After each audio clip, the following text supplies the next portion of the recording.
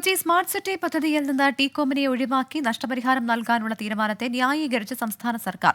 നഷ്ടപരിഹാരമല്ല നൽകുന്നത്, ഓഹരി മൂല്യം കണക്കാക്കിയുള്ള പണമാണ് എന്നാണ് സർക്കാരിന്റെ വാദം. അതേസമയം വിവാദ തീരുമാനത്തിൽ സർക്കാരിനെതിരെ നിലപാട് കടുപ്പിക്കുകയാണ് പ്രതിപക്ഷം. കരാർ പ്രകാരം പദ്ധതി പൂർത്തീകരണത്തിലേക്ക് എത്തിക്കാൻ ടീകോമിന് കഴിഞ്ഞിരുന്നില്ല. കരാറിൽ പറഞ്ഞതിന്റെ 10% പോലും ടീകോം സ്മാർട്ട് സിറ്റിയിൽ ചെയ്തതുമില്ല. ഇതോടെയാണ് ടീകോമിനെ ഒഴിവാക്കാനുള്ള സർക്കാർ തീരുമാനം. അതും 2007 കരാറിന് വിരുദ്ധമായി അവർക്ക് അങ്ങോട്ട് പണം നൽകി.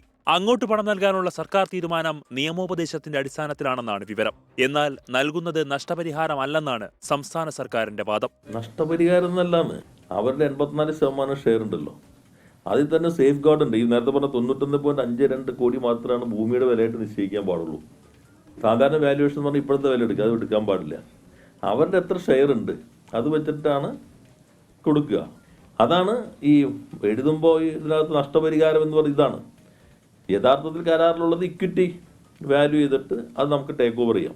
UAE-യുമായുള്ള നല്ല ബന്ധം തുടരാൻ കൂടിയാണ് വ്യവസ്ഥ ലംഘിച്ചിട്ടും ടീകോമിനെതിരെ നിയമ നടപടി സ്വീകരിക്കാത്തതെന്നാണ് സർക്കാർ വൃത്തങ്ങൾ വിശദീകരിക്കുന്നത്.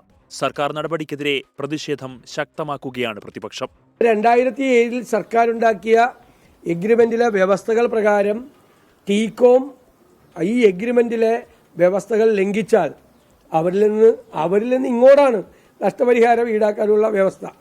ടീകോമിന് നഷ്ടപരിഹാരം കൊടുക്കുക എന്നത് അഴിമതിയാണ്. ഒരിക്കലും അംഗീകരിച്ചു കൊടുക്കാൻ കഴിയുന്ന കാര്യമല്ല.